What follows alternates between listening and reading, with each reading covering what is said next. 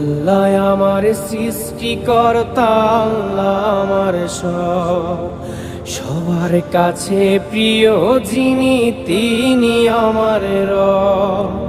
দুনিয়া করব সবাই আল্লাহর ইবাদত, দুনিয়া করব সবাই আল্লাহর ইবাদত।